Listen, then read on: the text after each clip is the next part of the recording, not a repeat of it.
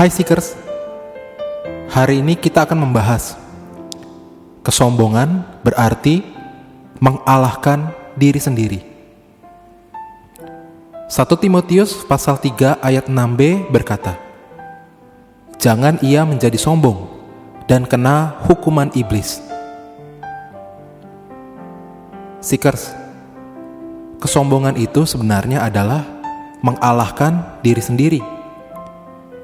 Ada seorang yang bernama Bertrand Russell pernah menulis, jika mungkin semua manusia ingin menjadi Allah. Beberapa orang bahkan sulit mengakui bahwa hal itu mustahil. Coba kamu pikir-pikir dosa Adam dan Hawa. Bukankah penyebabnya adalah ingin menjadi seperti Allah? Tahu mana yang baik dan mana yang tidak. Di Alkitab ada banyak contoh orang yang mengalahkan dirinya sendiri dan akibatnya benar-benar fatal. Seekers, yuk kita lihat satu persatu. Yang pertama adalah Firaun. Dia adalah penguasa Mesir, orang yang paling berkuasa pada zamannya. Ketika Musa memberitahunya bahwa Allah menginginkan umatnya pergi, Firaun dengan tegas berani berkata, "Tidak." Mengapa? Karena ia sangat sombong. Ia menganggap dirinya lebih hebat, lebih kuat, lebih berkuasa daripada Allah. Dan kamu tahu akibatnya bukan? Tulah demi tulah diderita oleh Firaun dan rakyatnya. Dan pada akhirnya mereka terbenam di Laut Merah. Yang kedua adalah Sanherib, Raja Asyur, bersama dengan para sekutunya yang mengepung kota Yerusalem. Ia mengirim pesan kepada penduduk Yerusalem, "Janganlah Hizkia memperdayakan dan membujuk kamu seperti ini. Janganlah percaya kepadanya, karena tidak ada Allah dari bangsa atau kerajaan manapun yang dapat melepaskan bangsanya dari tanganku dan dari tangan nenek moyangku. Lebih-lebih lagi Allahmu itu tak akan dapat melepaskan kamu dari tanganku." Seekers, Sanherib benar-benar sombong hingga berani menghina Allah yang hidup.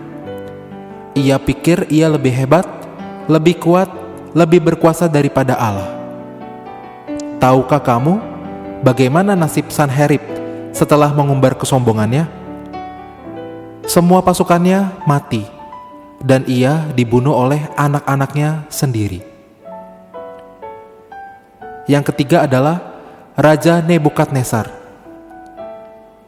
Ia menjadi sangat sombong.